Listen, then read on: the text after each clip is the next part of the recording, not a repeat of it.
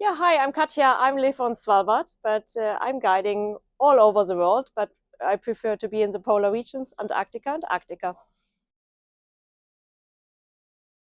Oh, often people become just by accident polar expedition guide, and it was just my passion for outdoor life and outdoor uh, education. So I wanted to share my knowledge and my passion for that and for the wildlife and nature and taking people on a hike. It's just beautiful. And it just consequently happened when I moved up to Svalbard that I wanted to show more and expand my own radius, explore more of the Arctic region because it can be so diverse. It's not all about the same iceberg. It's just amazing. Yeah, it's actually quite a funny story that I moved to Svalbard. I was in my former life, and I can say it like that, I was a product manager for snacks. So I was more in a global company environment, and even wearing or having a dress code from Monday to Thursday. I was not allowed to wear jeans. And then accidentally I moved up to Svalbard, and it was outdoor clothing the whole week. But yeah, it really happened on a business travel. Then I got stuck at the airport and went to the next hotel. And there was a travel fair next door that I met super interesting people from really all over the world again. Someone from Spitsbergen, of course, or Svalbard, as some people call it, but also from Morocco, Israel, and all the other places.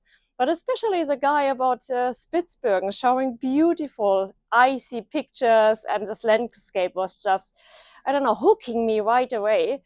So he invited me, luckily, for a trip to Svalbard. And 6 weeks later, I went up, and I just fell in love with the location and with the way how people are with each other. So luckily, they made me an offer right away, and I could start a little bit later in the same company. But honestly, I just realized after my first summer what I really did and what I decided and signed up for. Yeah, life in summer and winter is completely different. In summer, it can be really busy. We have midnight sun the whole time, so which means we have the sun up the 24 hours. Of course, during the day, we are busy with normal business. We are guiding tours. We are doing our own business. We go shopping, whatever is needed. But then, especially in the late evening hours, the light turns a little bit more golden and even more beautiful, which makes me always, hey, Katja, you need to get out. You need to go hiking. You need to explore even more. So in summer, I'm really, really active. I love to be out in the mountains and really being out also on sea, of course. While in the winter season, when we have 24 hours of darkness, it's actually quite the opposite. It's the time to calm down, to regain energy, to meet all your friends and locals in town. And honestly, it never gets boring there. There's so many events and festivals going on.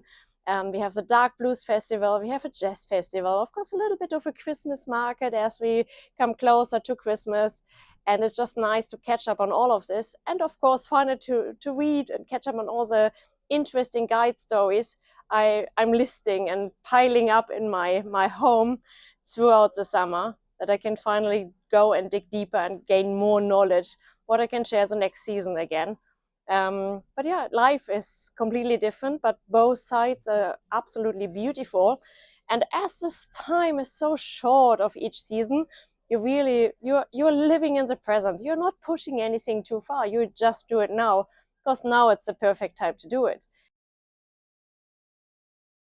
Of course, one of my most unforgettable moments was when I saw my first polar bear. It's really hard to say. Of course, there's so much more to see, but that was definitely the moment. I could not go to any zoo anymore, because when you see those animals, and it really doesn't matter if it's a polar bear or polar fox, or even the birds, they seem to be far more lively in the Arctic. And of course, when they have their normal and freedom habitat around.